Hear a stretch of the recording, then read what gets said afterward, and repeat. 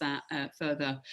So thank you ever so much for joining us, and I'm just going to welcome our panel. So we have Ehnold-Danailov from PIPA, who's the co-founder and joint CEO of Parents and Carers in Performing Arts. We also have Paul Handley, who's head of production at the National Theatre, joining us. We have Tom Hescott, who is SD UK Executive Director of Stage Directors UK. We have Nikki Edmonds, who's CiTEA co-chair of Costume in Theatre, Entertainment and Arts. And we have Lloyd Thomas, who's a freelance production manager who principally works in the commercial sector. So I just wanted at this point to pass over to one of our colleagues in the Reset Better working group, Rachel Duthie, who's a production manager based down in the Southwest. And Rachel's just going to give you a brief overview of Reset Better, our charter and our principles. Hi, yes, I'm just going to briefly tell you about how Reset Better came about for those who don't know, who are in the room. So it started as a series of informal conversations at the Production Managers Forum town halls during the first 2 lockdowns, which were all about what we were missing from our work, but also what we wanted to do better when we went back and how we wanted to move away from burnout culture. And eventually we decided that we should set about writing some of these thoughts down. And so a working group was formed, basically from a few volunteers who put their hands up, which I was one of. And so we are all production managers in the working group at the moment, although we've recently started inviting people from other organisations to join our meetings to lend their perspective. So we've had some people from the ALD and from CiTEA and from Tom from the Stage Directors UK have also come in, and we'd going forward we'd like to extend that invitation to other organisations as well.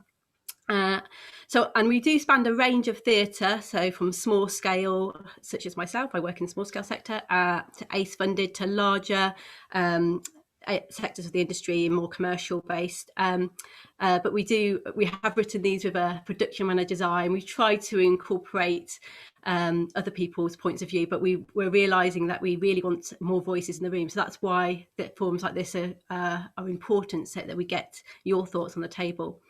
So the aim of Reset Better is to encourage cultural change in how performance in theatre is produced, and creating a kinder workplace where everyone's treated with dignity and their welfare and human needs and work-life balance are at the forefront of working practice and decision making. And we wanted to encourage everybody to make positive changes, so technicians and stage managers and producers and directors all really working together to make this change happen, and respecting each other's boundaries. So we didn't want there to be a us and them viewpoint when we were writing this. We really wanted it to be a joint venture.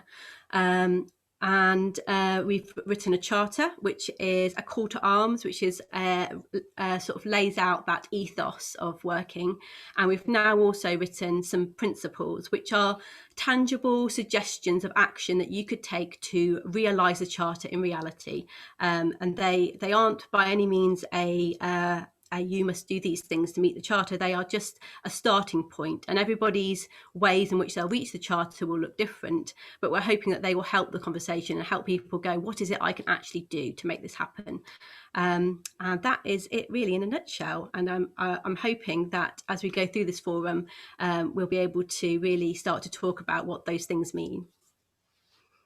That's great. Thank you so much, Rachel. I don't know whether there's anyone else who's in the working group wanted to add anything. I just kind of wanted to give anyone else an opportunity to say anything at this point about the principles and the charter. Okie doke. Thanks ever so much. So we'd like to start off with welcoming Anna and asking her to talk about her experiences. We very much would like to acknowledge that anything and everything that Reset Better is doing is absolutely standing on the shoulders of everything that PIPA have achieved over the last few years. And we'd love to kick off with Anna and her experiences. Oh, thank you so much, Mandy, and thank you for having me. And I think it's wonderful that you know, this is happening and it's starting, and hopefully it will help really set the industry into in a completely better way for everybody who works in it. So I'll give you a little bit of an overview of just of what PIPA does, and a little bit of the research findings, just to give you a sort of background. I'm the co-founder of PIPA and the joint CEO. And as an organization, PIPA supports performing arts organizations across the UK to implement effective strategies that ensure that, that organizations are able to attract and retain a diverse and flexible workforce. And we conduct research, and as I said, I'm going to share some findings with you, because that underpins everything we do. We now work we work in collaboration with the industry, and we now have over 70 partners across the UK, which range from unions and membership organizations, as well as actual theatre, music, dance, opera companies across the UK. And a few years ago, we launched the PIPA Best Practice Charter, which is a set of 10 guiding principles that help the industry to guide them basically to become better and more inclusive workplaces. And within that, work-life balance and flexible working and basically the ways we work is at the center of it all.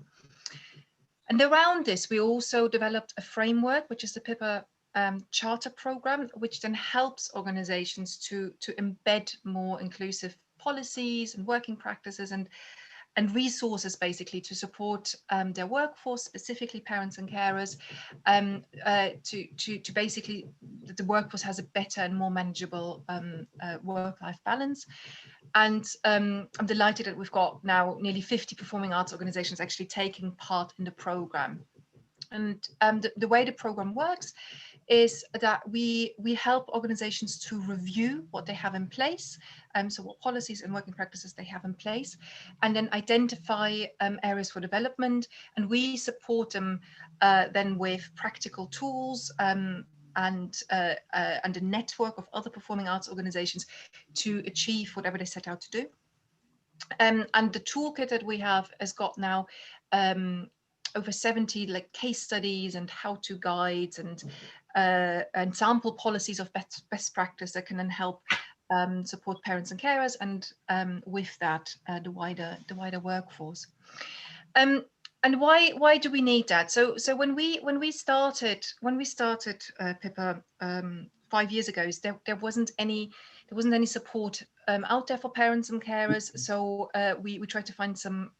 Well, we did some research basically, and over the years assembled different or looked into different parts of the industry. It was quite obvious, or is quite obvious, that parents and carers find it really hard to maintain their career, and that work-life balance is a massive issue in our industry. So we had found that 76% of parents and carers turned down work opportunities due to their caring responsibilities. And for freelancers, this is even higher. It was 85% regularly turned down work opportunities because they got caring responsibilities. That means that there's a lot of jobs out there that parents and carers do not access because they feel they're not compatible with their setup, basically. 2 years ago, we looked into the backstage workforce specifically, and we found we've got real issues there around work-life balance. 95% of respondents, and there were parents and non-parents, said that they had serious concerns about their work-life balance. And backstage workers frequently reported that there was little or absolutely no flexibility regarding their personal demands, but they highlighted at the same time a lot of flexibility was expected from them to change their plans at short notice. For example, I think it was 8 out of 10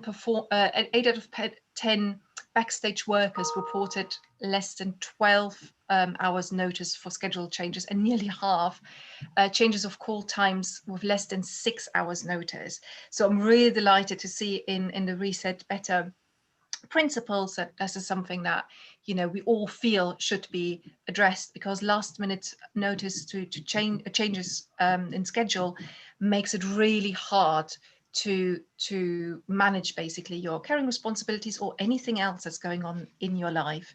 Then there was excessive overtime that we had found 2 out of 3 participants reported experiencing involuntary and excessive overtime, meaning they just had to stay longer, even though that wasn't agreed in advance.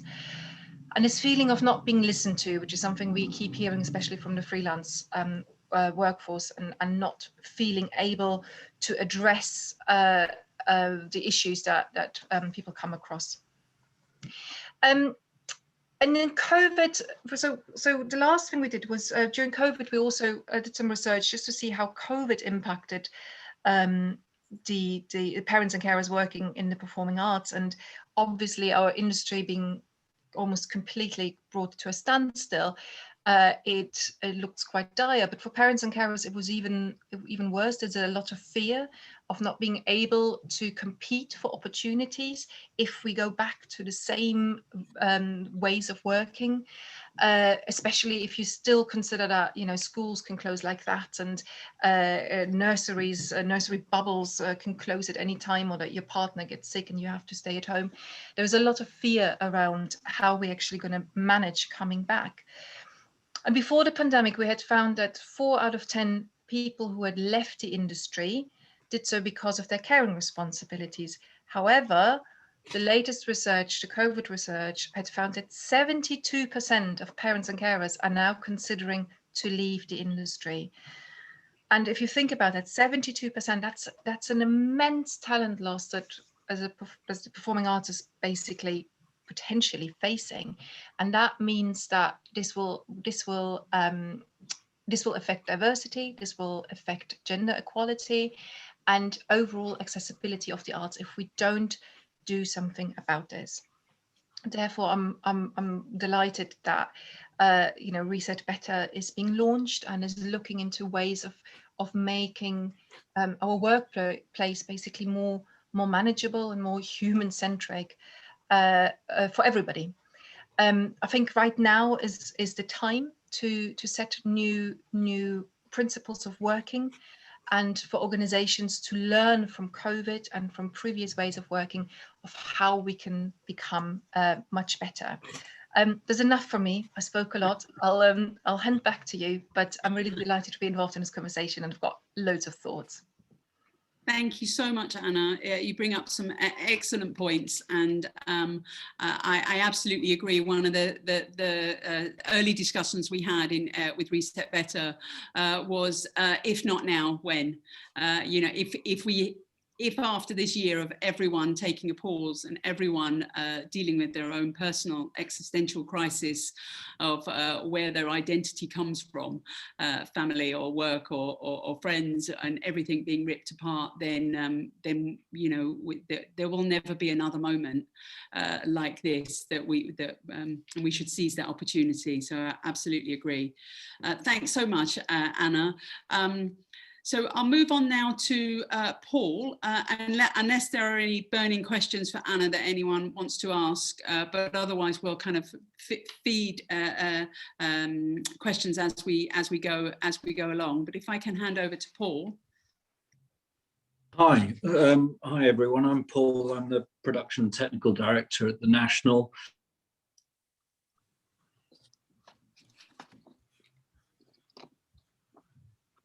No, I think Paul's internet dropped out. Sorry, Paul, I think your internet dropped out at the exact moment you introduced yourself then. We've got really poor internet here today. Can you hear me? We can hear you now, thank you. Okay, let me obviously shout if it drops out. The internal Wi-Fi is appalling. It's all the concrete. Anyway, to say that we're back in rehearsals with a show, with another production going into rehearsals in 2 weeks' time.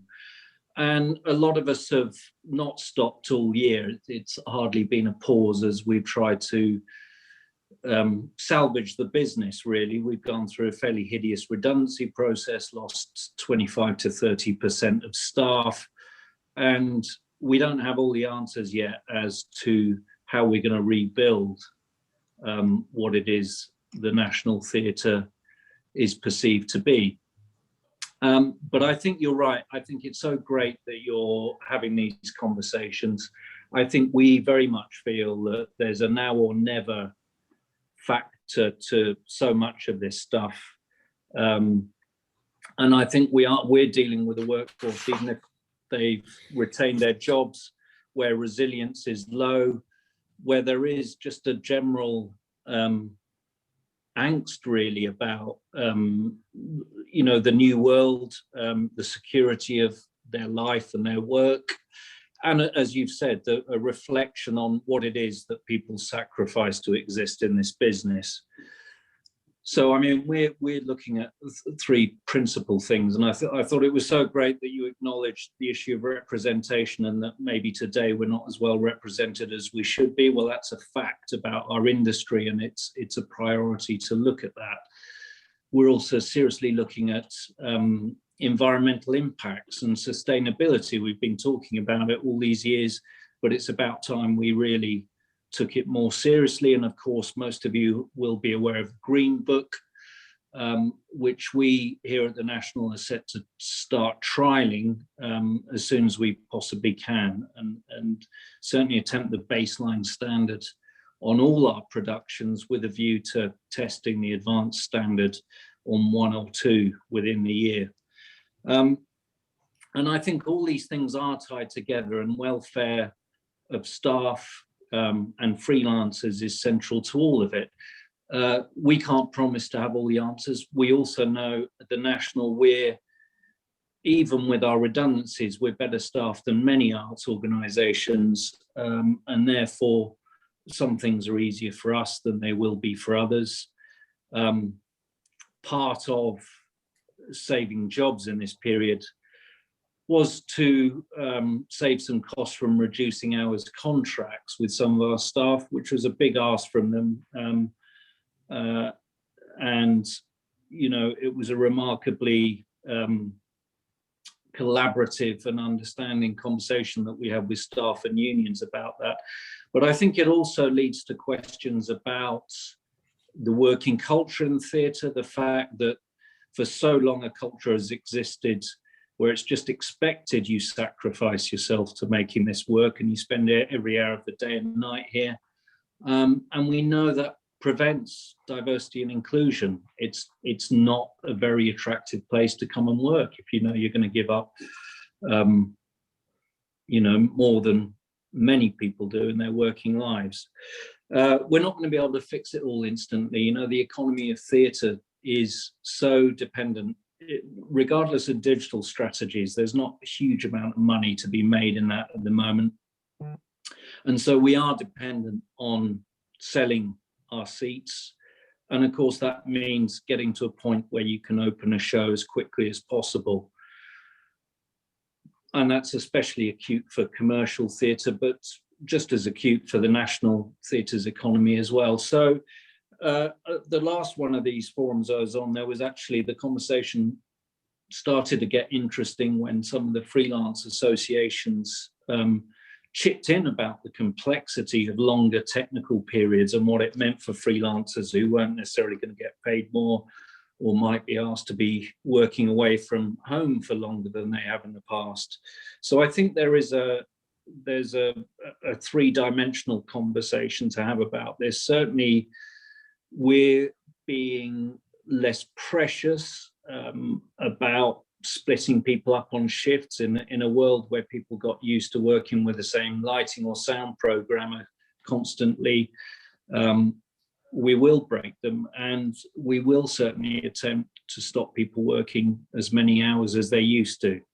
But it's going to be a while yet before we can guarantee that people will only work 5-day weeks. It's just the nature of the economy of what we do.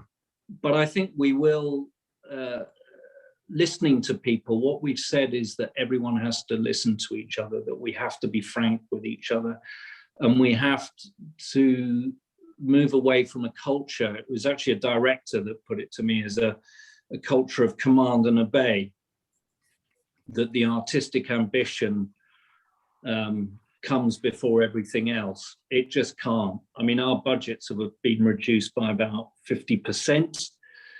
And if we're really to embrace this sustainability agenda meaningfully, it means really looking at the whole process of what we do, and it becoming far more collaborative. And I think that's the key to this all, to create a culture of mutual respect that is absolutely based on trust and collaboration. And in that way, I think we'll look after each other a lot better than maybe we have in the past.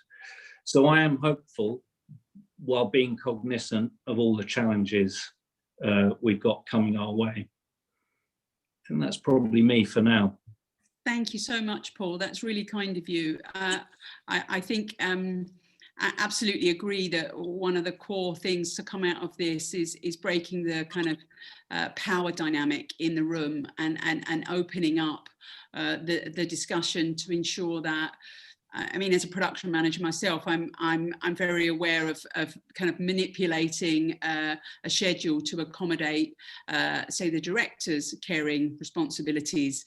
But that's very easy to do that, or a designer's caring responsibilities.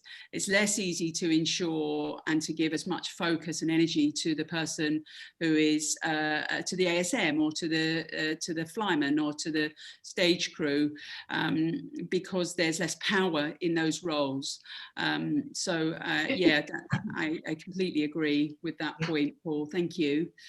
Does anyone have any burning questions they want to put to Paul? Okay, thank you. Thank you, everyone. So we'll just go straight on to Thomas Heskott, who's Executive Director of Stage Directors UK. Thank you, Thomas. Hi, thank you. Thank you so much for inviting me along, and also thank you for inviting me to participate with Reset Better. I'm really looking forward to, I've only just been invited on, so I'm looking forward to getting really involved in what Reset Better is doing, because it chimes with a lot of what we do at Stage Directors UK. And for those who don't know, Stage Directors UK was set up in 2014 by a group of directors who essentially wanted to take control and take responsibility for our own contracts and our own fees, and to work collectively, because we hadn't for decades before then. I was on the founding board for SD UK, and then was invited by the board in 2017 to become their executive director, and their second exec director they've had since we started. And we work in a variety of ways. We work alongside unions to collectively collectively negotiate our contracts with, so we work alongside Equity to do that. So we negotiate with SALT and UK Theatre and ICC through Equity. We try and do a lot of lobbying, both formally, so we're members of the Creative Industries Federation, and we work with them, and also soft lobbying, good articles in the Guardian or the Stage, good conversations, putting our case forward, putting out research and things like that, to lobby theatres to shift practices. So we do quite a bit of that. We do a lot of member services. So we frequently get, I'd say pretty much every day of the week, we get at least one of our members or an agent contacting us wanting advice on a contract or advice on something that might have gone wrong in a rehearsal room, or advice on how they could do things better. And I think that's really key for us. A lot of what we find is that we are there and responsible for improving the lives of our members, directors, but also that directors have a certain responsibility for improving the lives of the workforce as a whole. And particularly when it comes to some of the sort of topics around Reset Better, and also some of the topics that come up with PIPA, we're both in a position of responsibility where we can improve the culture in the rehearsal room, but we're also very keen to remember that our members are parents and carers as well, and that we're there to support them. And very similar to what you just said, Mandy, we find that we found certainly early on that directors were really working hard to improve the work-life balance, say, of actors, but in doing so, we're often pushing their own schedules to the limit and putting a strain on themselves as well. So it's a real balance between those two things. Something that we do a lot of, and we run sort of most years if we can, is a formal mentoring program. And that can be anything from a director who wants to learn about how to integrate sort of video design into their work, to somebody who is returning to the industry after a break, a maternity or paternity break. And I'd say that probably our more successful mentoring is that practical mentoring rather than the sort of more aesthetic mentoring. So we do that every year.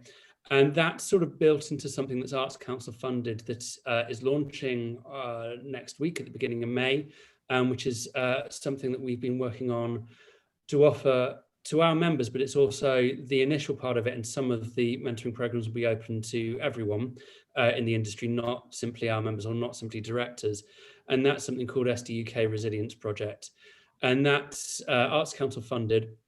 It's based on the fact that resilience isn't an inbuilt sort of innate quality. It's a muscle that you can train, and that we are aware that as a collective sort of freelance workforce, we are very unresilient, and that is not entirely our fault, of course. That is to do with the structures that are in place, and COVID really highlighted that.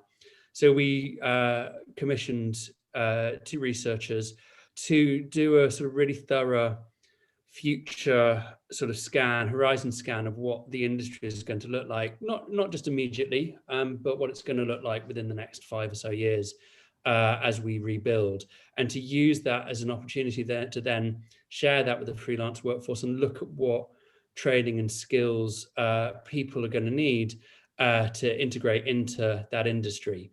And we see that as something we can do to really offer the freelance workforce alongside lobbying. I suppose Reset Better is the other side of that, which is lobbying for management and institutions to also take responsibility. So it's a sort of two-way thing.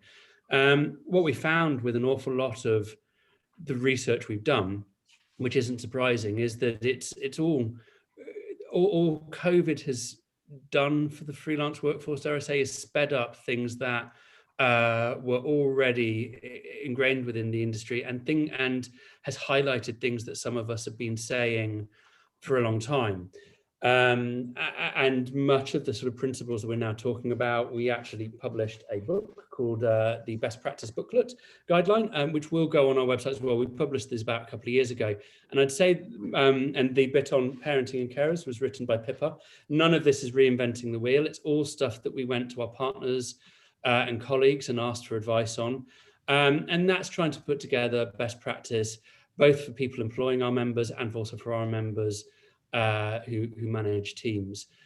So we found that none of what we're saying is new to us. We've known for a long time that there is a problem in terms of the working hours, in terms of the working practices of our industry. And I think that the last 12 months has been very odd, as others have articulated. For some of the workforce, it's been a very unwelcome pause that has allowed people to rethink. But then that pause hasn't been met by others who have had to try and desperately salvage and maintain what's already there. So it's been a slight sort of clash of cultures. Freelancers who've had no time, and people who are still employed with theatres who are, who've never been busier, but not busy with the things that we'd all want to be busy with, like putting on plays.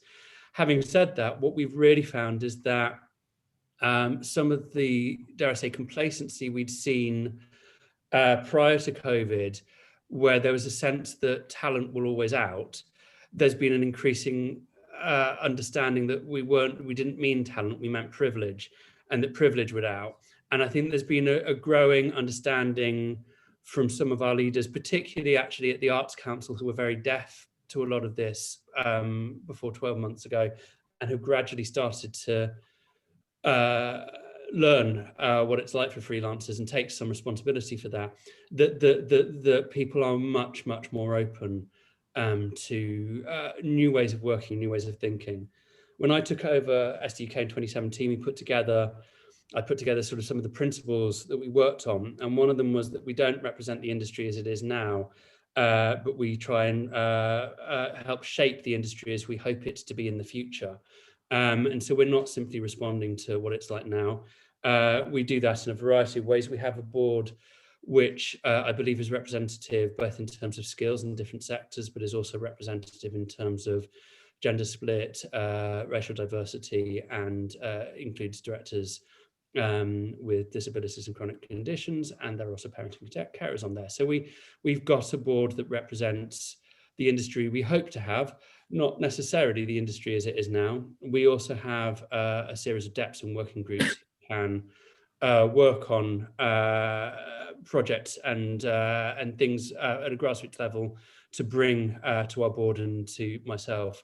So I don't see SDUK as I'm not an director implementing a vision onto a company. What I am is facilitating the sort of interests and concerns of our members who sort of bring them to me, and then I find a way of shaping that into the policy that we take forward.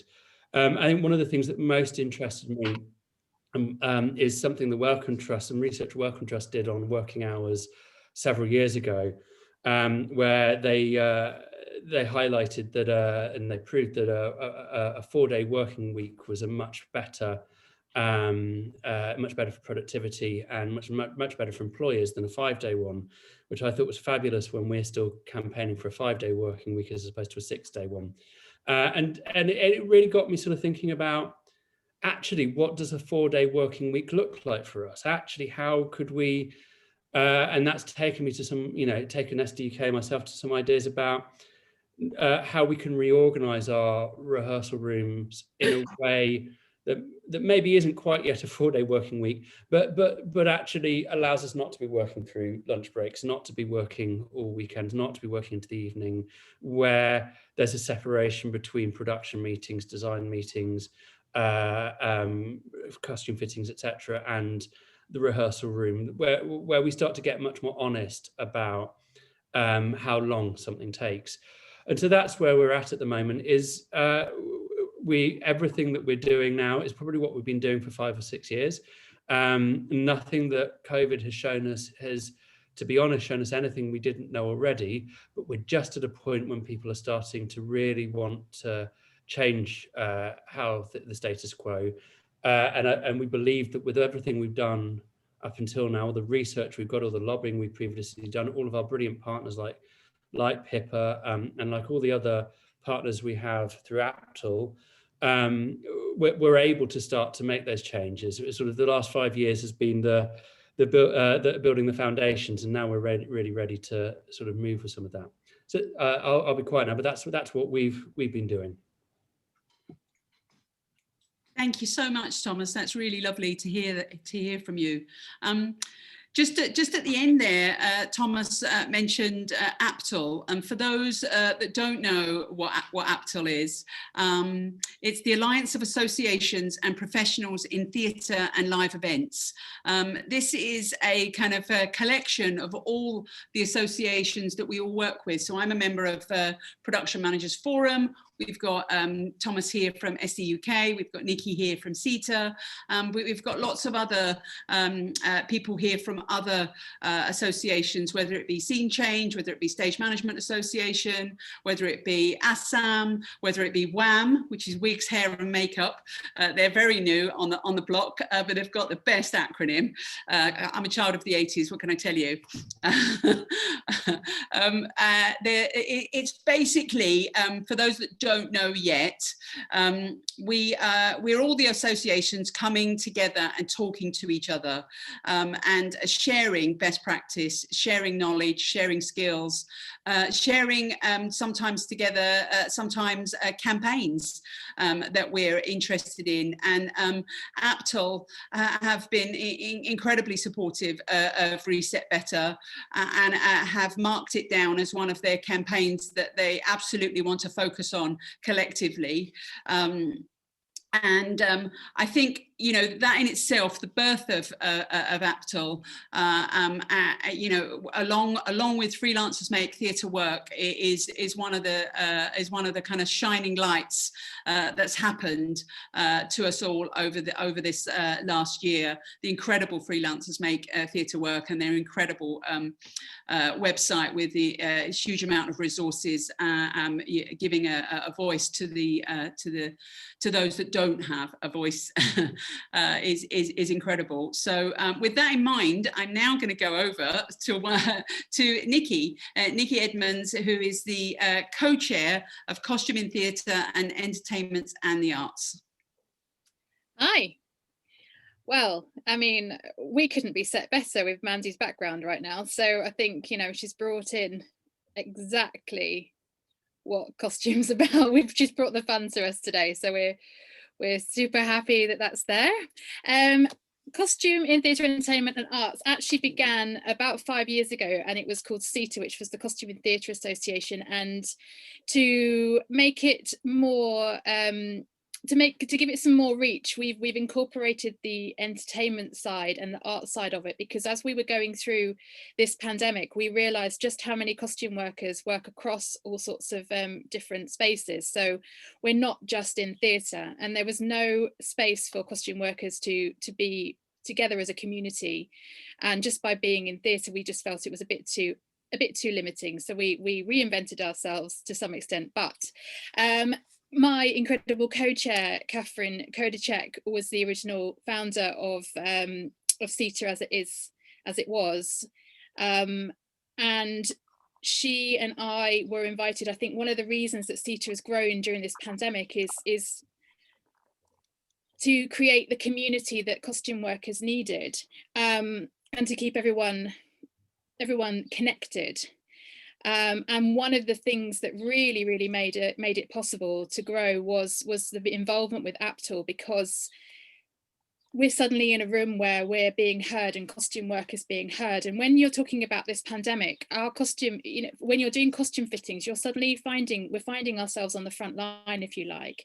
So one of the big things that came out of CiTEA is our COVID return to work and COVID safe guidance, which we did in conjunction, and we're very supported by the ABTT and other members of APTL when we were putting all that together. And it's now on our website, and it's used quite extensively. I'm aware that it's been used extensively globally, which is something I've learned recently. I just also wanted to acknowledge, I think we can't stress enough the importance of APTL, and I think that one of the things that makes it so unique and it's such a new thing for us to all be in a room and all of the disciplines talking to each other. It's just made us understand that actually we've all got the same concerns, we've all got the same limitations, and we've all got the same sort of the way we're approaching our work. Everybody has the same understanding, and that everyone wants to come back better.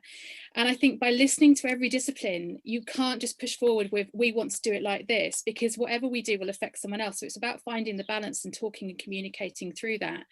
And one of the things that has come out of CiTEA joining together is that we've been able to explain a lot more about just what happens in that costume room and what happens in that wardrobe room. And it's really surprised us that a lot of people genuinely don't know what we do.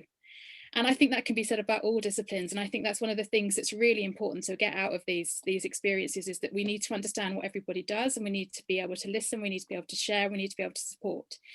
So that's my little speech about APTL, and I can't really be more generous about it, because it really has given costume workers a voice across the whole industry, which I don't feel that we've had before.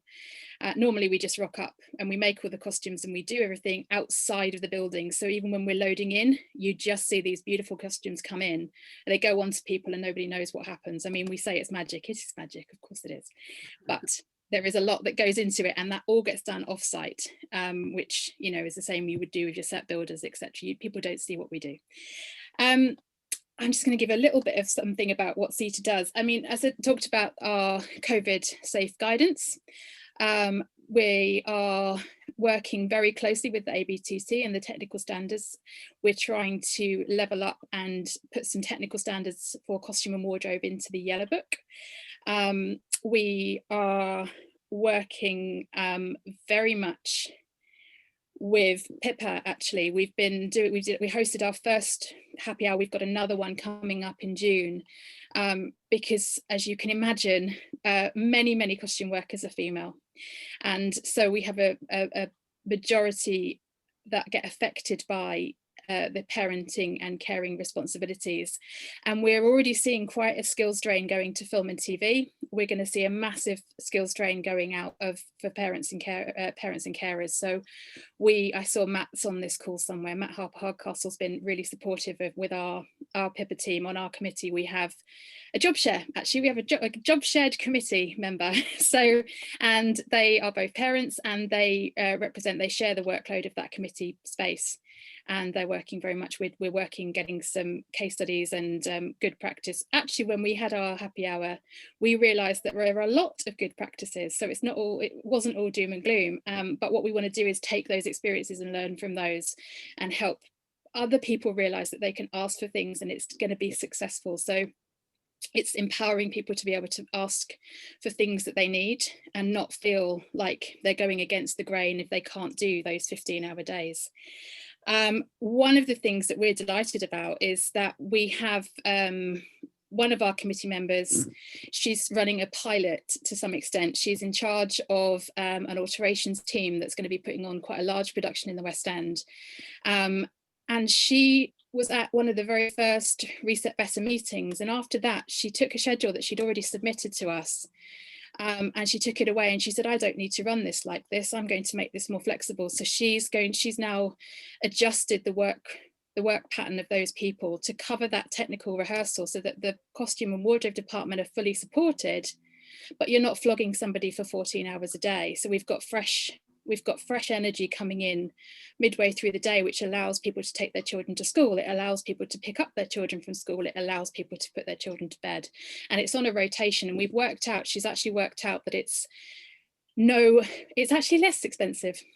She's actually saving, not a lot, but she is actually saving by doing that. And we've actually managed to demonstrate that. So if that works, which we believe it will, we can put that into best practice. And it just goes to show that during those rehearsals, you don't need to have that many people, you don't need to be doing those long hours. We can actually accommodate some flexibility there. I think for me, for costume, I think one of the key things that we have been talking about is this work-life balance, and it is the space of the technical rehearsals. I think really sparked our interest when Reset Better started talking about it, and I would say I think it is something that was one of the first things on the table that was spoken about. So just to bring that into perspective, when you're looking at putting a show into tech, as I said, when the costumes arrive, it doesn't mean that they're done. And what happens with costume is that we get very, very limited time with actors. We get very, very limited time with the costumes. And it means that the running wardrobe team, the supervisory team end up having to come in. Sometimes, I think if that stage door would open at 7 or 6 o'clock in the morning, they would be there. They would be on the door to allow them to get the work done. And we're looking at prolonged periods of time where people are absolutely killing themselves to get this work done. And the only time they can get an actor is when they just happen to not be on stage. And it gets to the point where you're like, could I just grab you now? And then that means that their break is compromised. And the actors and the performers' breaks are protected, the musicians' breaks are protected. No breaks are protected for costume backstage workers. No breaks are protected for designers and supervisors. And that is something that we would like to really see change, that this stuff, even if it's rotated in the scheduling, there needs to be times where those departments that need to access those things during a technical rehearsal that need to get changed have got the time to do so. And if that means that there's a 2-session day rather than a 3-session day, that's going to allow the time to do that. And I can absolutely guarantee, I'm saying this, I'm actually going to put myself on the line here, that it will be cost effective, because the amount of times I've seen work go out the door to a very expensive person overnight just to get the work done, when it could have been done in-house under reasonable timing. I mean, it really does. There's so many examples I could give you, some of which I'm not allowed to, but I will, you know, I can absolutely state my career on the fact that I know that to bring this together, the mistakes that get made end up being more expensive when there is limited time to do stuff. So that in itself is worth pushing.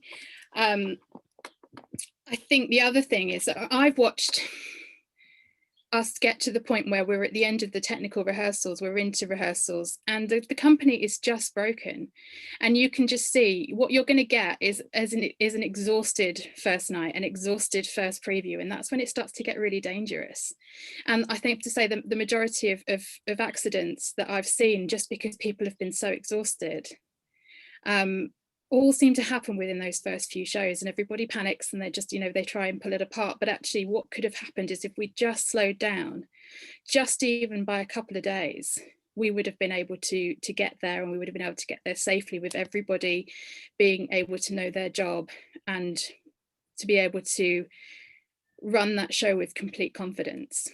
And that leads me into the other thing that I find is really frustrating for wardrobe departments, and that is the fact that the dressers and most of the assistants kept brought in such last minute in comparison to the rest of the team. And you wonder why in technical rehearsals you've got dressers running around. It's because they've never been given the respect or the courtesy to see the show. It's very rare that the dressers even get into the rehearsal room to watch a run through. They're just expected to know the artist, they're expected to know the costumes. The head of wardrobe, the wardrobe team are expected to know everything inside out by that point, but they've only been on it 2 weeks. So how are they supposed to know everything? And it's changing every 5 seconds. So to bring in the most successful technical rehearsal I have ever done was when I had dressers in rehearsals and they walked around and they carried the artist's shoes, because we didn't have the costumes ready. So they just had the shoes, and they just knew that which section of the stage they were supposed to be at, and they could put the shoes down, and then the artist would come off and either change the shoes or not change the shoes. But by the time we got to that tech rehearsal, we flew through it, and we were able to make sure that every single performer on that stage was 100% confident that they knew that they were going to get what they needed at the time that they needed it. And it made such a massive difference. So that would be my other plea for resetting for costume is please just, you know, consider bringing people in earlier. Gosh, I was listening to Tom talk about this, the concept, and I think we've all spoken about it, and that's, you know, I loved what you said about talent will out, and actually realizing that it's actually privilege will out, and I think that's massive.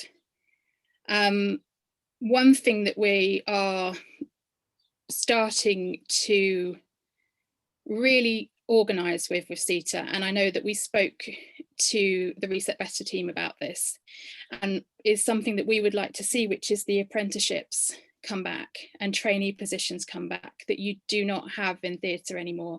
I owe my career to being able to going and doing what we called work experience.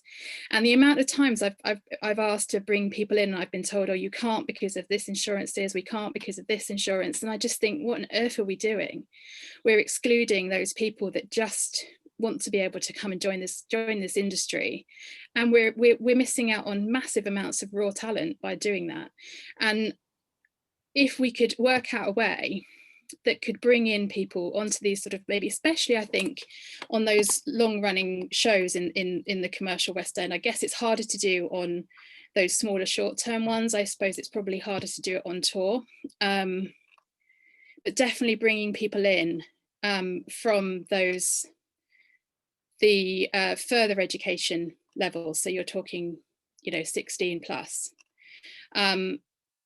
From local, you know, being able to bring them in and actually have them in a costume department and have that as a traineeship, so there's a career progression through theatre, and it doesn't require you to go to your educational spaces. So not that I'm distant, I'm not, because I'm also a graduate of a educational course. I'm not dissing them, but I just think there's so much opportunity out there, we're not seeing it. And that's why our industry struggles with diversity. We're not giving these people, you know, we're not giving everybody a chance. And we need to be able to look at ourselves and say, why are we not doing that? What is it that's holding it back? And if it's insurance, we need to sort out the insurance. If it's access, we need to sort out the access. And I feel like with the potential post-COVID skills drain that we are anticipating, it's sad to say, but we are anticipating it, and it would be interesting to work again with PIPA and with Freelancers Make Theatre Work to see just how much we're going to lose. I feel like we can't not act now and actually get this young talent in and start to build this back up again. I feel like I think, as everyone else has said, we're at this point where it's not stuff that we don't know about. It's not things that we haven't all talked about. But I think the difference with this room is we're now talking about them together. And to know that we could stand up as costume workers and say, we can't, you know, we need this to be better. We need this for our mental health. We need this because I need to get home to my child. I need to do this because I need to get home to look after my elderly parent. And to know that somebody else is going to stand with you and just be like, yeah, that's absolutely right, we need to do this. I mean, I think that's the difference in this movement. And I'm personally delighted that Reset Better's coming forward. I am really looking forward to hearing the dialogue that everyone else is saying. It's really humbling to be on a panel like this, to listen to those people else that are talking and taking away the things that they're said, because we do have to also consider the level of fees that freelancers are getting, because like we talked about, it's all very well us saying, right, we want to extend the tech rehearsal, but we can't do that without looking at the fees that the freelancers are getting and looking at how that's managed. So it's not something that would always come up. So again, this group room where we're looking at this, it just opens up all of these conversations, and we can really come at it from all angles and try and find the best balance for everybody. The other thing I was going to say as well, which is taking everything on a little bit more of a tangent, and that is, we had a panel, and I don't know if anybody here came to it, and it was hosted by the wonderful Scene Change, and it was women in theatre. And obviously there's not all women in theatre in this room, but the conversation went down the line of how can we make things better and how can we make things safer. And I think it's quite important to acknowledge there is a culture for women in theatre of not feeling as safe as maybe they should do, and being able to have a space to talk about what happens when you are the only female in a design team, or the only female left in the building at the end of the night, or the only female leaving the building on a tour where you don't know the area and your accommodation is miles away because that's all you can afford. So from our point of view, from costume workers, because we do tend to be the last people left in the room, left in the theatre, and generally the first people back in again, as we know. Not always, not going to take that away from people that do that. I've known many lighting people come in and polish lights at 7 o'clock in the morning. I just wanted to put it into the mix of Reset Better, that while we're looking at this, could we be looking at the culture that is very female specific, and looking at how we can make the theatre a much more open and safe space, and for there to be somewhere where we could report or actually get help for those people that are suffering underneath, if they're suffering abuse or bullying, which does happen. And also looking at where the nature of touring and the nature of safety for everybody, because it isn't just women, as I know, but it is more likely to be women that feel more unsafe when they're leaving the building at the end of the night. So that's where I came to. I'm going to hand back to Mandy. Thank you so much, Nikki. That was fascinating. And yes, my surroundings is completely in honour of you today. I totally agree with that idea of kind of joined up thinking of joining all of our hopes for our industry together, makes them automatically feel stronger, feel more coherent. But a really well-made point at the end there of ensuring that women in theatre feel more safe and more secure. There's many a time when I've been the last person leaving the theatre and kind of locking up and alarming and walking through the car park and locking gates. Fortunately, I'm really bolshy and I'll just mum my way out of any situation and just kind of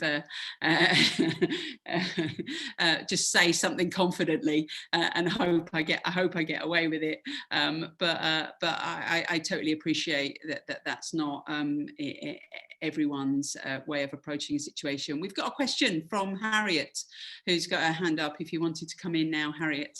Yeah, I wanted to verbally thank Nikki for that. It was a brilliant session last Tuesday, and actually part of why I came today was wanting to ask if looking at things like bullying, harassment and toxic masculinity could be part of this conversation.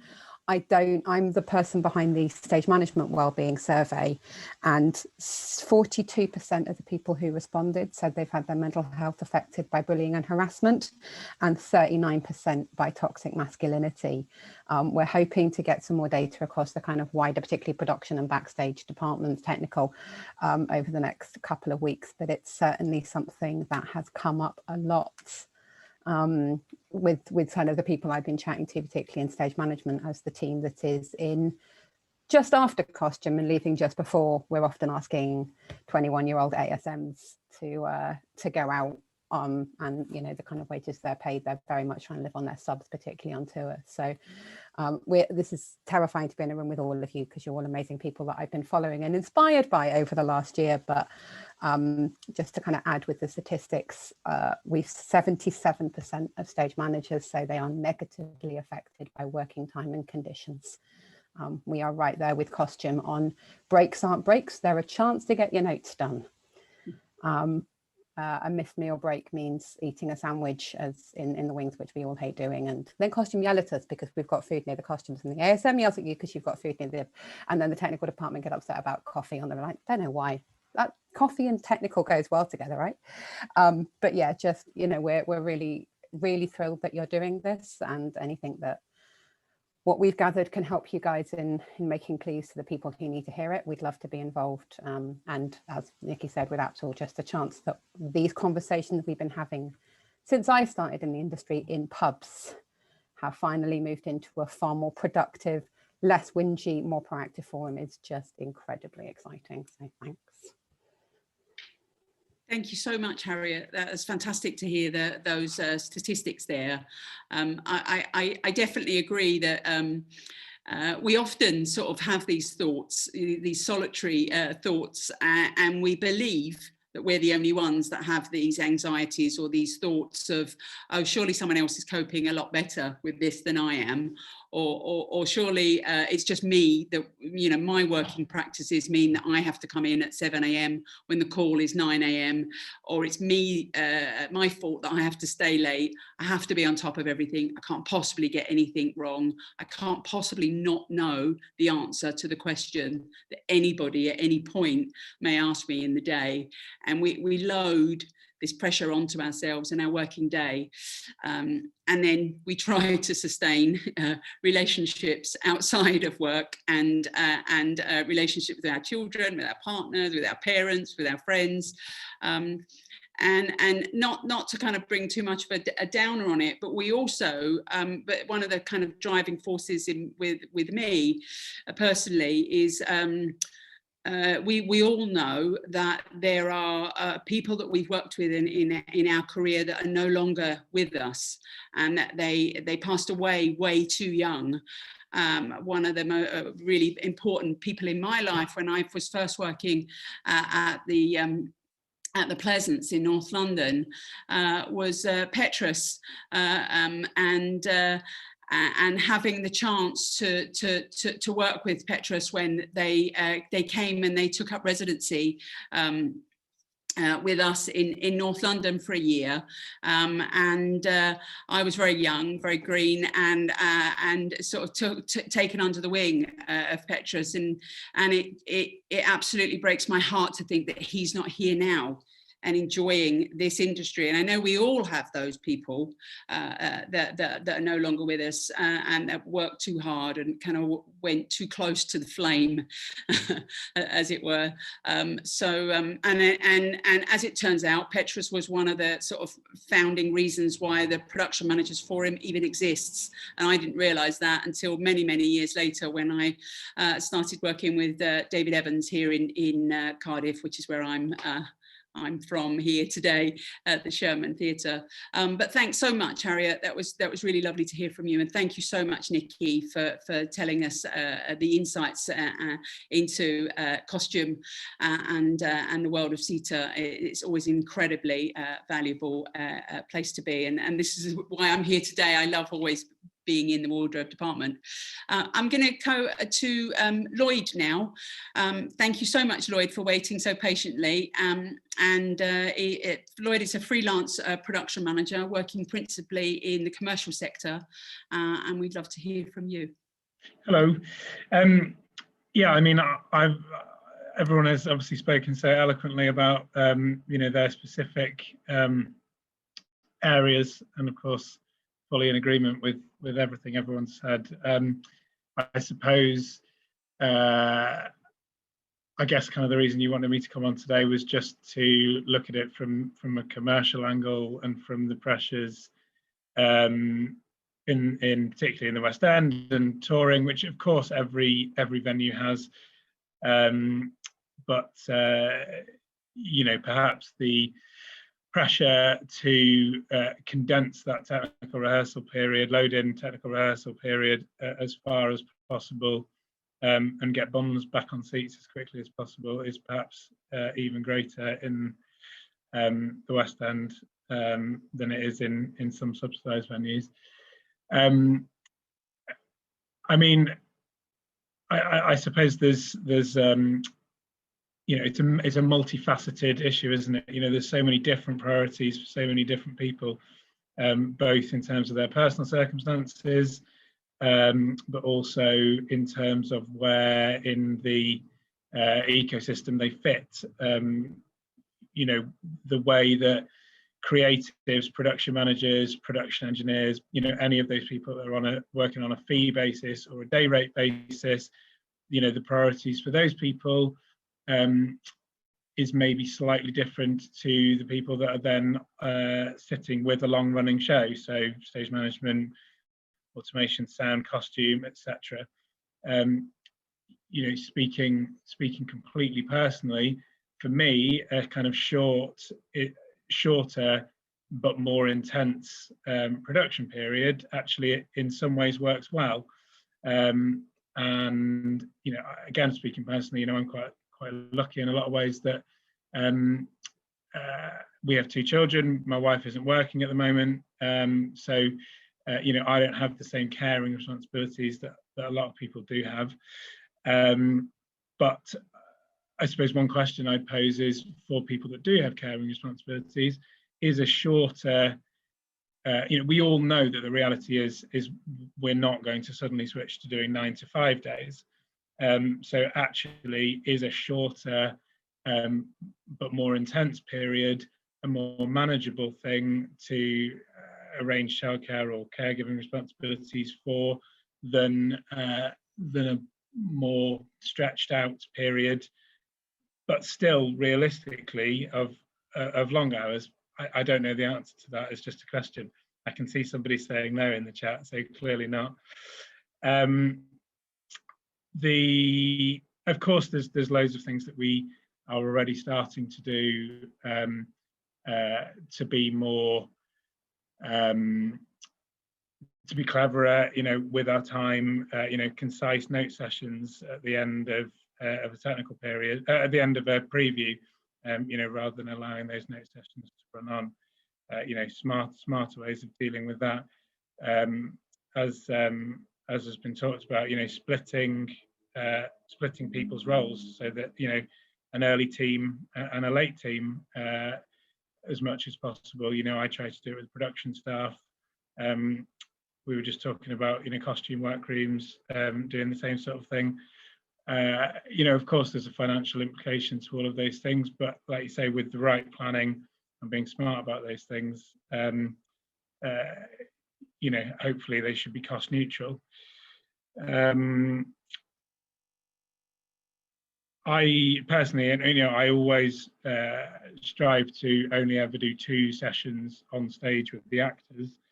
But as Paul talked about, there is, that doesn't solve the problem for the backstage stuff. 2 sessions with the actors is great, but that doesn't reduce the working hours, particularly for anybody else. And again, I suppose the difference in terms of how multifaceted this is the in terms of show running. There's no sort of intense nature. There's no finite nature to that. So obviously those the requirements for anybody that is on a long running show in an ongoing position is slightly different to the people that are there for a finite amount of time. And again, as Paul talked about, very much agreeing with the sort of mindset of command and obey. That has to change, and we shouldn't all be jumping through every burning hoop that is put in front of us.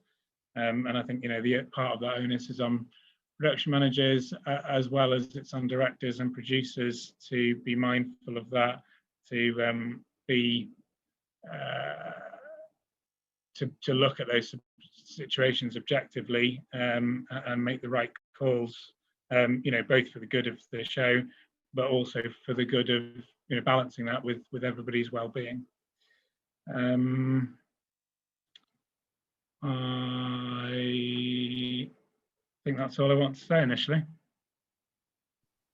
That's great. Thank you so much, Lloyd. Really lovely to hear from you. So that's our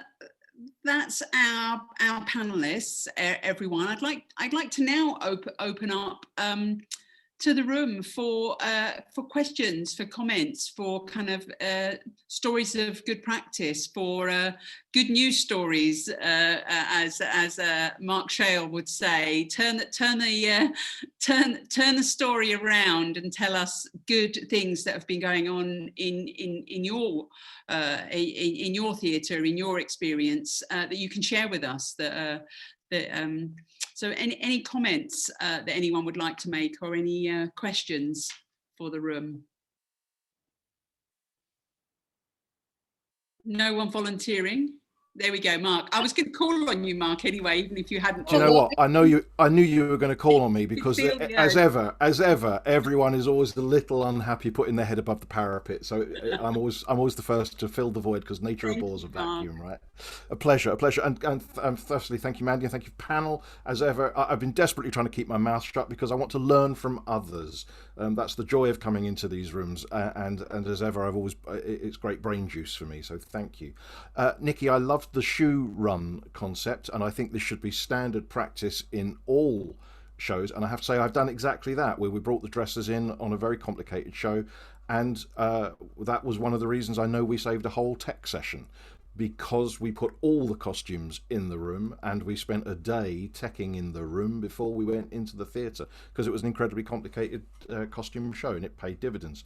Because when that was suggested by the director, we all went, well, that's bonkers, don't be ridiculous, that's a stupid idea, no one does that. That's what we have costume rails in theatres for, and dressers in theatres. And that was because we had a lack of imagination about the possibility of what thinking differently could do to enhance our production. So shoe runs, put it in every time. And there's going to be so much more like that we can be doing to just gently move the pendulum, just move the needle a little bit to make life better for everyone. I'm particularly interested in, and Nikki spoke of it, you know, first in, last out.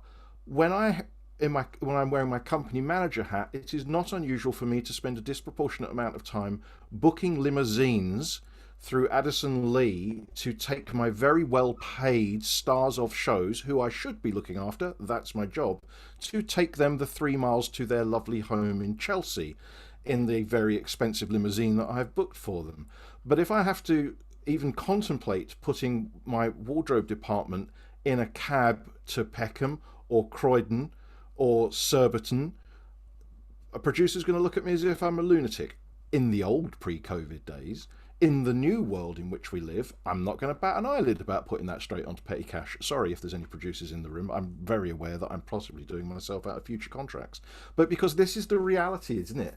If we're going to put, and we're not talking about putting a lot of money where our mouth is, but if we are expecting people to work lone working late at night, we have an obligation to get them home safely. And when we're on tour, we should make sure that they get home safely, because that's unfortunately the world in which we live. But that's just, I just pick it up because I thought it was an important point that's very easy to slide over. But I think it speaks to a general culture of, we all want to be better in whatever better means to us. I see Nikki has her hand up, so I'll shut up. I doff my cap and sign off. Thank you. Oh, Mark, brilliant. I just wanted to say, because that's something that I kind of missed out on when I was talking, and this comes from a very personal experience and I can be quite open now, because the person that did this to me no longer works in theatre, and it did take a good few years, and I don't know exactly how, because I chose not to find out how long it took for him to be asked to leave the building. But being somebody on a show on my own in a room where I had no choice but for this particular member of staff to come in, you know, I was actually pretty much pinned up against a wall with no one else anywhere near that wardrobe department. And that happens quite a lot when you look at it. It doesn't happen a lot as in people get pinned up against the wall, but if you can imagine where the wardrobe rooms are located in buildings, they're normally in the basement or they're normally on the top floor. And so it is incredibly difficult and very isolating to have that as a space of work. So to have gone through that, and then I had to go and get on a train to somewhere in the depths of Manchester. I wasn't working in Manchester, I will just say that, I'm not even going to give it away. But I was in a complete state, and it's always stuck with me that we are the only, well, I say this, and I say this with quite a lot of confidence, but we're the only country in the world that tours theatre the way that we tour theatre. If you tour a theatre production in the States, if you tour a theatre production in Europe, if you tour a theatre production in Canada, or anywhere else in this world, you will be provided with accommodation that is safe and secure and vetted. You will be provided with transportation between your cities, so you don't have to find yourself going the wrong direction on a train, or getting a coach because you can't afford that train fare because your producer has just paid for your group fare, which happens a lot, and that you are given the choice, you know, the availability when it's group booked by a production. The chances of you living within walking distance of the venue is much higher. And it doesn't take a lot for the rest of the team, for the stage management team or the technical team, to just hang back and wait for costume if you need to walk back, or, you know, it's way more civilized. And I genuinely don't understand why we don't do it in this country, apart from when I hear it, when we talk about it, I get told, oh, but it's part of the joy, isn't it? It's the tradition, it's the digs, it's this. We just want to go and live in Maisie's spare room and you know, be under a comforter that's never been cleaned for 75 years. Why do you want to do that? I'd much rather go to a Hilton. Anyway, that's my personal opinion. But I do think that going out of this, if we're looking at this and we're looking at it from a safety point of view and a well-being point of view, I think that something that really could come out of this for the touring community would be to seriously look at this situation, because the touring allowance is given to costume. I automatically go to costume, but the touring allowance is given to performers and to technical backstage workers is not even remotely sufficient to cover a safe local bit of accommodation that is near those city centres, because as we all know, who can afford to live in Covent Garden, without a group booking from someone that's got a group booking power? It's the same in Liverpool, it's the same in Edinburgh, it is the same in Cardiff, it is the same in all of those major cities in this country, and train fares are extortionate. You also have to drag your luggage. A lot of trucking companies, a lot of tours now are so tight with their trucking, they won't even allow you to put a bag on the truck. So you're dragging your suitcase, your life that you have in your suitcase, you're dragging it on a train on a Sunday. And if you're doing it on a Sunday, quite often there's engineering works and you spend nearly your entire day off. You're not being paid for that. So, you know, there's a lot to be looked into, and I could go on about it forever and ever and ever, but the basis of my real, the reason I get so in people's face about this is because I do genuinely believe that if we took care of people on these jobs, that, you know, there would have been people still in the building when I was stuck there by myself. I genuinely believe that, and I wouldn't have been put through the situation that I was put through, and I at the time was only 25. So, you know, it was a really difficult experience, and it could have made me walk away from this job, and it very nearly did. So I'm grateful that it didn't, but I just wanted to put that in the world. Thank you so much, Nikki. Just a couple of quick comments from the chat. So Tom Lightbody, who is from the ALD, has raised a great point that there's a great sustainability argument for group booked walking distance accommodation too. Catherine Kodacek is watching from Facebook stream, and she's saying cost cutting in order to make touring affordable, and who is expected to make the savings. Morgan Fox is saying, I will say living in a hotel for a week is very expensive when it comes to eating.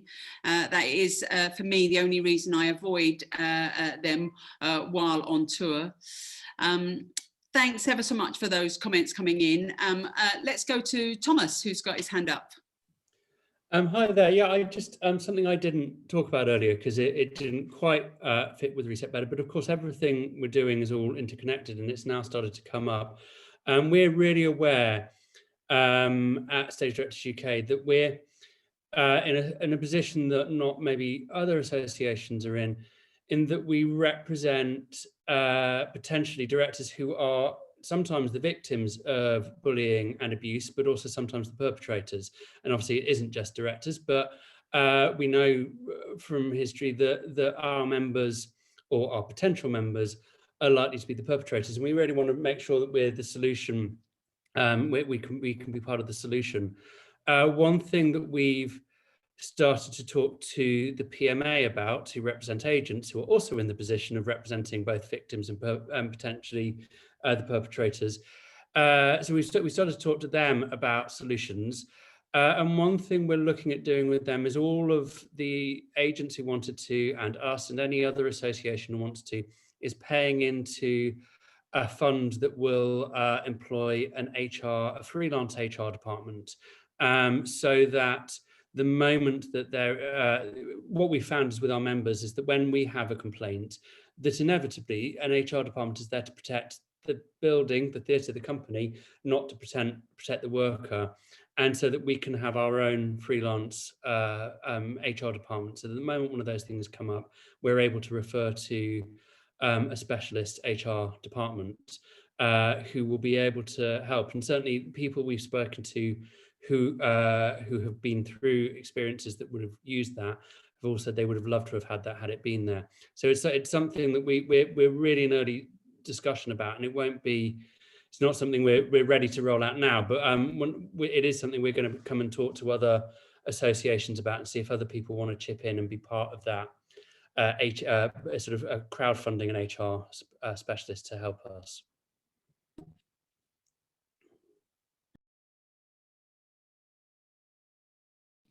Thank you very much, Thomas. That's great. Just another quick comment I wanted to go to in the chat.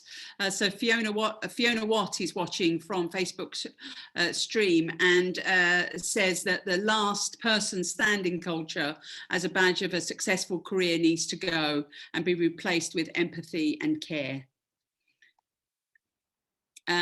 Mark. Thanks, Mandy. Thomas, I was really taken by the phrase that you use, victims and perpetrators, when referring to your members, and I'm going to be slightly controversial, but I'm doing it with the best of intent in my observation. Is in my experience as a stage manager, the culture of any production is very much set by the tone of the director, and a lot of us in this room, and a lot of us involved in these conversations, and a lot of us that are filling in the Harriet survey, and a lot of us that have had personal poor experiences, could, I think, maybe justifiably and fairly lay at the door of the director in the room a toxic culture, in whatever that. Now, I'm aware I'm saying this, I'm being very broad in this, because I am not, and some of my dearest friends are directors.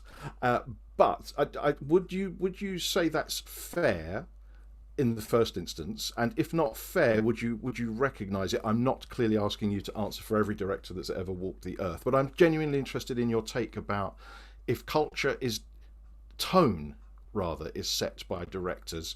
Are directors doing enough in this space? I mean, I think in one way, yes, you're absolutely correct, and that's why we're absolutely determined to make sure that we're the solution to the problem, or that we're part of the solution to that problem. I think the big thing I always say is that you can't disassociate the culture of the way that a story has been created with the culture of what's on stage. And if you have a bullying, misogynistic, homophobic working environment, that will probably eke into the stories you're telling on stage. They're both interconnected, and I think we are. And I think the directing community is very broad, and I notice differences in attitude generationally. I think when I say we represent both perpetrators and victims, I can think of, for example, lots of assistant directors who have had appalling experiences at the hand of more senior directors. But I would also, without batting it back to other associations or anything like that, I have numerous experiences, and to the point that it is possibly becoming a pattern of younger female directors coming to me with serious complaints about the production managers they're working with, for example. So I think it's one of those things that works both ways. But I do absolutely feel that a director sets often the tone of that collaboration, the tone particularly of the rehearsal room, and that so we have to take responsibility for that, which is why at SDUK we're trying to find ways that we can take responsibility for that. But I think we have to be careful of assuming that directors are solely the problem and also solely the solution, work together. But yes, I totally take that point. Thank you so much for coming back on that, Thomas. That's really helpful, and I totally agree that yes, Mark's point is valid, but that anyone who has a position of power in a team can lead a toxic environment, whether it's a company stage manager who's dismissive or aggressive or bullying, or a wardrobe manager, or a production manager. I mean, to a certain extent, the director is perhaps more visible, and as the ultimate leader that we all follow, can sometimes be the scapegoat, as it were, or the most obvious culprit. But certainly, in my experience in working in theatre in the last 30 years, anyone who has any position of power can abuse that and create a really unpleasant environment. Let's pick up with Nikki. Yeah, you're going to get fed up of hearing from me. I wanted to come in on this one because I think what occurred to me is, and I think you've said the right word there, Mandy. I think you said, you know, there's a possibility of scapegoating, and I one thing that really strikes me, I think, especially from a costume and wardrobe point of view, is not trusting that the costume and wardrobe department know what they're talking about, and they get there is a lot of times where, you know, even coming down to what space is required in the wing or backstage, it gets spoken over quite a lot, and we get brought in very last minute and we're not consulted. So I would say, do you know the amount of times that I've been told, oh yeah, you can't do that, the director says no? And I would love to know if that's in fact the case, because quite often you know, if you have had the chance to go to that notes meeting, or maybe it's someone that your supervisor or you've got a tight-knit team and there is that open communication, they might turn around and go, well, behave, what are you talking about? I'd never said that. But because somebody else has decided they want to do something and it's going to affect you, that's the message that comes down. So I just think in this instance, I think it's really important for that team. And when I say that team, it's not just the design and creation team, you know, it is the full, you know, that the respect is given to all of those people, that they are the experts in what they know to do. And if they aren't the experts in what they know to do, then maybe they shouldn't be there. But, you know, costume and wardrobe people know what they need. They very rarely ask for more than what they need. We're very, very used to surviving on the scraps. But it you know, it's taken a culture of us having to, I mean, it used to be my absolute bugbear where we'd prioritize road cases over quick changes, and I'd be like, that's all very well and good, but my actors can't wear your cables, so maybe you need to bring them in afterwards and we'll just clear the costumes out pretty quick, you know, that sort of thing. So but somebody else has decided that for us. So yeah, without wanting to really dwell on that, I guess it's about forming those relationships and those communications again, and just trusting that you've got the right people on the team, and actually trusting them to advise and to know how to set things up and keep it running. Thank you so much, Nikki. Before I come to Anna, I just thought it was pertinent to kind of share a practice that I do in for note sessions and for production meetings and alike. I always go to the director and the designer last. When we have note sessions at the end of a preview, or the end of a tech, or at the end of a session, the people on stage know what's happened. The ASMs and the dressers and the flymen and the stage crew, they know exactly what's happened and what's gone wrong. And I always feel that it's much more empowering for them to explain what happened rather than be asked or blamed to a certain extent as to what happened. So I personally don't allow directors to run note sessions. I run the note session, and I go to the departments on stage and then kind of make their way out with the hope that all the answers are given by the time we get to the director and the designer, and we have a discussion that's not based on blame. We have a discussion that's based on just knowledge sharing. You know, this thing happened backstage, and that's why this thing happened on stage. So that's just a little kind of power shift of dynamic that I try to do. Also, when you in production meetings, I don't go to the director first to hear how rehearsals are going. It's a production meeting, not a meeting about rehearsals. So again, and I know I can see Thomas smiling. I don't do it out of any spite for the director, but I just do it in, you know, kind of giving time to the other departments to share. Let's go to Anna. Thank you for waiting, Anna. No, not a problem. I just wanted to go back to just briefly to what Thomas and Mark were touching upon, and I think it's really about setting the culture, and we have to move away from one person is responsible for it all. And in the time of PIPA, what I've noticed is there's a lot of passing the buck, a lot of sort of, it's not us, it's them, it's not us, it's them. And I think setting culture within a company, within a theatre, within an organisation, has to come from everywhere. So first of all, from the top, trickling down. So if an organization, if a building, if a company sets the culture from the top, then it needs to trickle down. But it's also heads of department. So in each department, you set your culture, and you set the ability to speak up, to ask the right questions, and to raise whatever needs to be raised, rather than saying, well, if whoever we believe is at the top, if we genuinely still believe in a pyramid system, then you know, if they don't do it, I can't do it.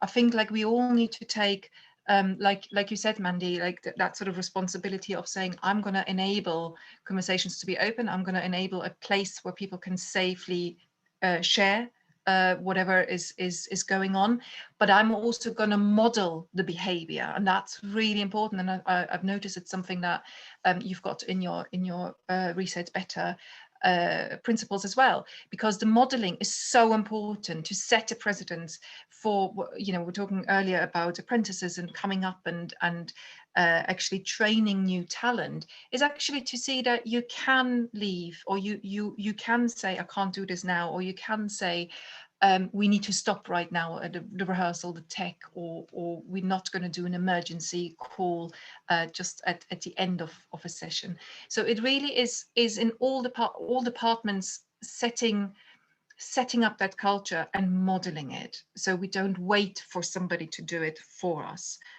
is kind of where I'm trying to get with that. Thank you so much, Anna. That's an excellent point. Just want to go to a couple of comments in the chat again. So Hannah Blamire Shelton is watching on Facebook, and she says a very simple thing that should be implemented is the offer of physio for everyone and not just performers. It never seems to be something that offstage people feel they can ask for, but there is always a budget for performers. Backstage people are not just, if not more likely, to need it and are as important to the production. It's a small offer that shows a care for everyone rather than another divide. And a couple of people are coming back, you know, kind of agreeing with that very point. I used to be at the Mercury Theatre in Colchester, and that was absolutely the case. Our producer, Tracy, always ensured that there was a physio budget for anyone and everyone across. Fortunately, we had a very good physio that was very close by, but absolutely agree, it's vital to ensure that there's not that division between people. Just you were talking a little while ago, Anna, about young people joining in. I just wanted to point out, because I'm a PMF committee member, that we have a couple of our young PMF members with us today. We've got Kat Ellis, who's here from the PMF. We call them the Sims, which basically means students and young production managers. And we've got James Holdsworth, who's here as well, who's got his camera turned off at the moment. We took on board, correct me if I'm wrong, Peter, is it 4 young Sims members? Kat? Yeah, perfect. That's right, yeah. And I tell you what, they've been an absolute fantastic kind of addition to the oldies amongst us. They've told us all what we're doing wrong with our website, and they've told us all what we're doing wrong with social media, and they're just putting the world to rights. So more power to you, Kat and James and the rest of the Sims.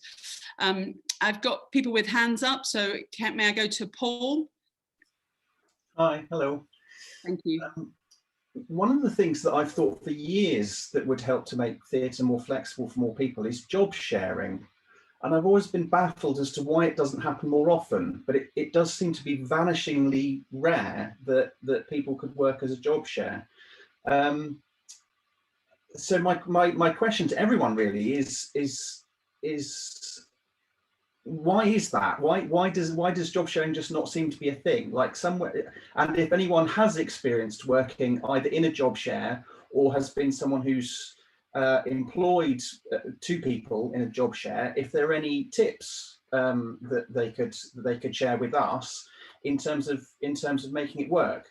And I've been kind of baffled as to why it doesn't happen more often. And I can only I sort of assume that it's because people think it's more hassle, or the people who are doing the employing might think, oh, it's more hassle. It means I've got to find 2 people rather than 1, and I've got to do 2 pay slips or process 2 invoices or whatever, which I think is a point in terms of, but then there's also potentially a flip side of that you've got 2 brains on a job instead of 1 brain on the job, and you've also, to a certain extent, to a certain extent, got some flexibility in at least the potential for some added cover. So if one person is off sick, you've at least got someone who already knows the show that might be willing to step up, and you've immediately got sick cover there, if you see what I mean. So yeah, is there anyone in this group who's got any pointers they could offer up to go, this is how job sharing can work, or these are the pitfalls to look out for?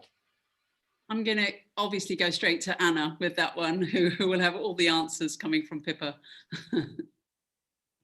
Well, I don't have all the answers, but there is definitely, so job share is something that is at the heart of what we're trying to do and what we're trying to promote. And when we started, there seemed to have been no job shares except on an office-based level.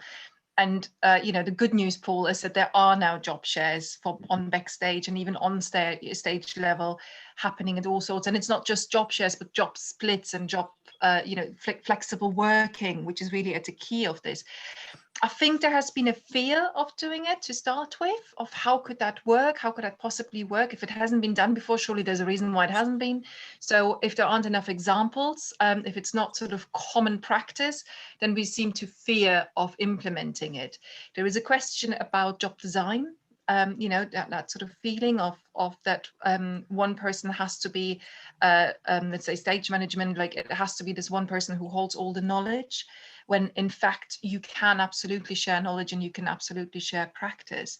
And there is a bit of a fear, I think, around managers whoever manages the job share, of how to implement it if they haven't done it before. But it really is, like we always say, the best way of doing it is to trial it and to put points at place where you continuously speak to the job share couple to find out how you could make it better. It's a lot to do with communication between the 2 job sharers, so that you do a good handover if it is exactly the same that they're sharing, or you're looking at the job design where you go, actually, I'm going to cover this area of the job and my job sharer is going to cover this area of the job. So there's different ways of job sharing. It's not just one way of saying, in the middle of the week, we're going to split it. You do Monday, Tuesday, Wednesday, and I do Thursday, Friday, Saturday.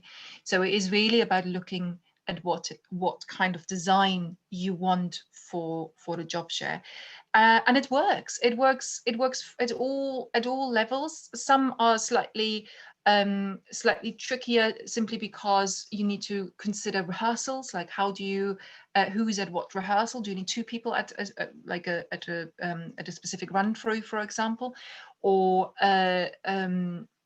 for handover, like you should actually plan in time.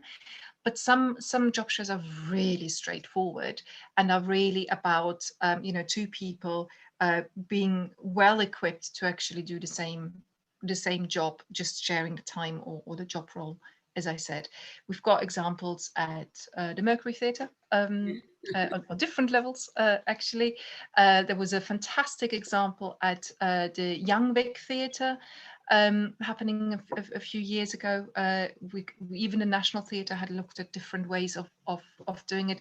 So it is happening. I think we just have to be louder about it, and we need to be able to be able to see it at a job offer. That's my gripe. Like, quite often it happens slightly too late in the day, and if we start advertising jobs as potential job shares from the start, then we would have much more take up of it, and we would actually see it much more prominent than what it is now. Paul, did you want to come back and comment about that?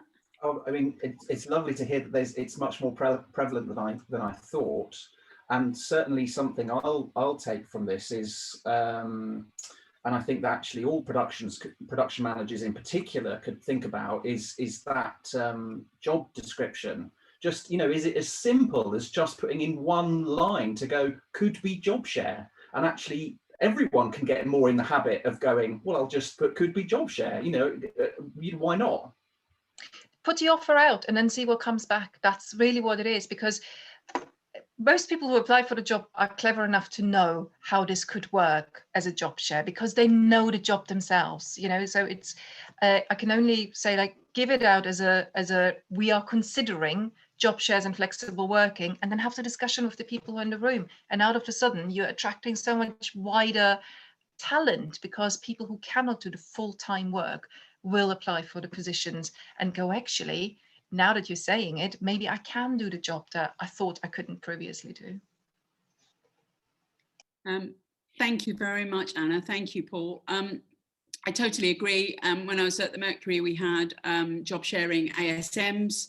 If there's any department ever created in the world that has the detailed paperwork to be able to job share, it's stage management, followed very, very swiftly by costume and dressers. I've had wardrobe department job shares, I've had technical job shares, I've had lighting designers who've said that they want to have the same program out with them all day, and I've promised them that they won't see the difference, and that the two people job sharing on that project will seamlessly transition between one and the other. And it's just about, I think, opening up a conversation and discussing it, exactly, presenting it, and people in power, production managers or producers or whoever who are putting those jobs out, just going, well, why not? Why can't we have job shares? Why can't we approach it like that? I noticed that Paul Handley, you'd taken your mic off in the midst of that, and I just wondered whether you wanted to come back at all and say anything about job sharing at the National. Well, it's only to say that I'm fully supportive of it, and of course it's somewhat easier in a large organisation like ours, but we've had a successful run of it with ASMs, and we're going to continue to do so, and hopefully expand into other departments. I see no reason why not. Thank you so much. Thank you. Sorry, Mandy, can I just jump in and just say, I think we've gone backwards, because my very first job in the West End was addressing job share. And I did the weekends, and someone who wanted the weekends off, who was much, much older than me, did the weekdays. It suited me because I was still at uni, and I was happy to work the weekends. It was 2 shows on Saturday, 2 shows on a Sunday. And it worked absolutely perfectly. We had no issues with it whatsoever. So this was however many years ago. The theatre's actually been renamed twice since then. I don't see why we can't do it now. So I think we need to push it back in, because we are definitely going backwards. Thank you very much. Steve O'Brien. Hi, yeah, just really coming in on the job share thing. We created a job share ASM post during my time at the New Vic. We think we were the first ones to do it. Most people said it couldn't be done. The way that we structured that post was that we actually took the advice from the stage management department. We effectively crafted the job from what they knew. I mean, the New Vic has historically always had quite a good track record anyway of doing part-time or job share work. I must confess, I do wonder if possibly, certainly during the time that I was there, if that is maybe largely to do with the fact that most of the senior positions were held by women, and that did make a big difference, I think, in the way that things were heard and listened to. Thanks so much, Steve. That's really interesting. David Evans, you've got your hand up. Well, one of the job shares I've been wondering why we don't do it anymore is the DSM job share. Because the book is created so that theoretically anybody can pick it up. So why doesn't the book go on tour and we just use the DSM in each venue we go to? It just seems like a good idea to me. Just when we thought we had the room, David throws a bomb and says that what we don't need is touring DSMs, and the stage. Well, realistically, we need to repopulate the theatres that we have in the country with skilled staff. i.e. take the people off the road and give them a theatre to work in near their home, where they'll have a quality of life, and then the show can tour with a much more minimal usage. Also, if it toured with more modular equipment, then we'd be trucking fewer things around. Because all we're doing now is we've depopulated the theatres, and the crews are touring around to the theatres. Why not put the crews back in the theatres? Just a thought. Absolutely, fantastic thought. Thank you. Thumbs up from the room. I saw that, Stuart. Thumbs up. Harriet. Hello, I'm coming back with a topic change, but partly because Catherine put in the chat about asking how SD UK thought about maybe implementing this HR department, and I'm asking partly because it came up in this conversation we had about women in theatre on Tuesday, and very definitely looking at a kind of independent body to a certain extent that we could appeal to, but also a very excellent idea about how we implement ideas of redemption, so that if somebody has behaved badly in one aspect, that can be dealt with without judging or making the person responsible feel demeaned, and that often leads to more aggression and more defensive behaviour, which is not productive or useful. So I wondered whether there was any sort of further thoughts on that, because that's certainly something as an idea that's turning up in conversations, but it's turning up in conversations among those of us like ASMs, which is what I am, who feel very unempowered to make those kind of changes or decisions. Thank you very much, Harriet. I don't know if anyone wants to respond. David? Yeah, I think there's an argument and discussion. Some people are starting it, which is a kind of a briefing document for everybody who is engaged in a job, which includes simple statements like "Thou shalt not bully," and in a way, it's a fairly obvious statement, but it's quite hard to go back to somebody who has been doing that if you haven't already kind of explicitly said to them, "Don't do it." And I think I think there is an argument for that. I mean, such a sort of a document would include things about sustainability and various other things, but I think that one needs to lay out the environment that you expect the person to be working within, and to make it fairer. Well, Equity have produced such a document, and it's called Equity Safe Spaces.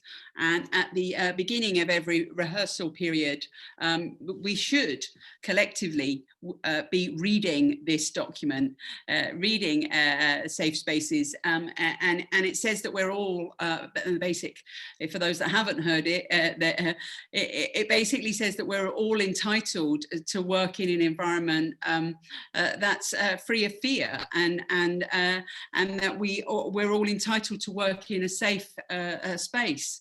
And you know, when I've done this many times where I've delivered this in the first day of rehearsals and looked at the team, and often it's the younger members of the team who are kind of a little bit taken back that someone in a position of power is openly saying what they should expect, which we all just assumed happened for many, many years, but we fought very hard to get equity safe spaces and to get this topic heard.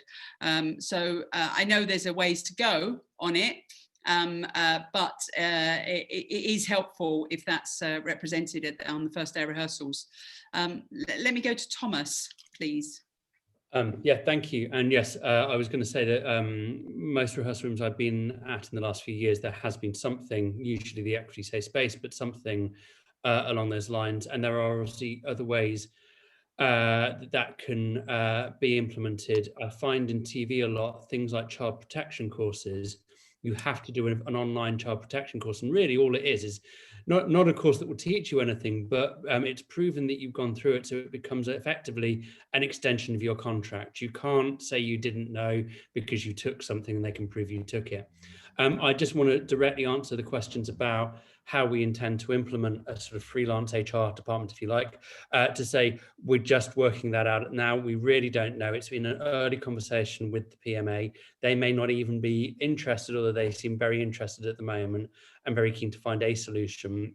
All we know at the moment is that between the various associations who might be interested, the various agencies that might be interested, etc., you've probably got well over 100 organisations, if you each put in £1,000, you've got more than enough money to start that going. I suspect it will probably need a lead organisation, whether that be one of the bigger agents, whether that be the PMA, maybe whether that be someone from Aptal, one of the SDUK, any of us, to be the lead organisation that contracts this person. But what we do know is just from SDUK alone, we've got more than enough things coming in from our members to keep this HR department very busy. And so we're at that point where we know that there's enough, we think there's enough interest, we think we can crowdsource from all of us enough money, and we know that we can refer our members or agents, clients to the HR department. Obviously, the next step is having a really in-depth sort of investigation about who can lead on that, and also who, and also then once there's an HR person in place, exactly how it's going to work. But it is really early days. Thank you so much, Thomas. I saw that Anna had your hand up and then you lowered your hand. Would you like to come in, Anna, or are you happy? I only wanted to pick up on the you know, the briefing in the beginning, the sort of safe space. It was just that it's really important to also say where people can go with concerns. You know, it's not just about signing up saying, oh, you know, we work this way, but it's really important in the beginning to always say, and if you have any problem or anything comes up, this is where you can address it. And if it hasn't been mentioned in a meeting, to always ask if there is anything, where would I go and raise my concerns. It's really important. And the same thing is to actually have the exit interviews, as in, you know, when the product, I know there's never time for that, but actually when a project finishes, to go, what went well and what didn't went well. Otherwise, how are we ever going to learn? So quite often bad practice is just because nobody has ever said anything and people just don't know. So it's really important to find this point of just saying, you know, actually next time this really didn't work. It would be great if we could address this. That was all I wanted to say about that. Thank you so much, Anna. That point has been echoed in the chat as well. Anna Fleischel has put in from Scene Change, re-safe space, just saying the safe space points is not enough. However, it's easy to say this at the beginning of rehearsals, but if people then don't feel safe to go to the place suggested, especially as this is still linked to the employer, then there is no point to it. Also, costume workers, for example, or WAM, so wigs, hair and makeup, might not be at the first rehearsal, and there is hardly ever any effort made to get these principles or offers of support to those dark rooms in the basement. Let's just go to Nikki. Hi, yeah, I mean, I was actually just going to say something very similar to what Alice just said about the feedback and the exit interview, because I think we are in an industry that has so much learned behavior that if you come into it and you're brought into that as somebody you're learning from your direct superior, then that learned behavior is all you know, and you've not considered how else to do something.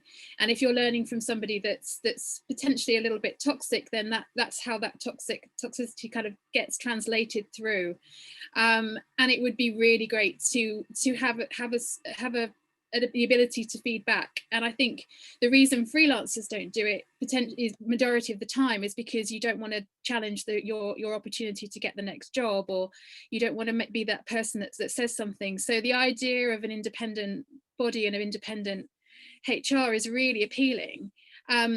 And I'm interested to see, you know, that Thomas is saying about the crowdfunding thing, but I also want to just put something out into the ether and say, where is the union job in this? Where did the union sit with this? Because a lot of us pay, you know, our union dues, and yet we're sitting in a room here, and we've been sitting in a room for quite a long time, costume workers, saying, why are theatre workers, especially theatre workers in the A&E divisions of well, we call it A&E and BEC2, I'm not sure what Equity or, you know, anyone else, those other unions call it, but why are we sitting here having to crowdfund a service that we should actually be getting through our unions? And why is it that we are in this situation where it doesn't feel like there's that bridge between what we need and what is actually done for us. And I question why that is, and I think that might be a second conversation, maybe at a different panel.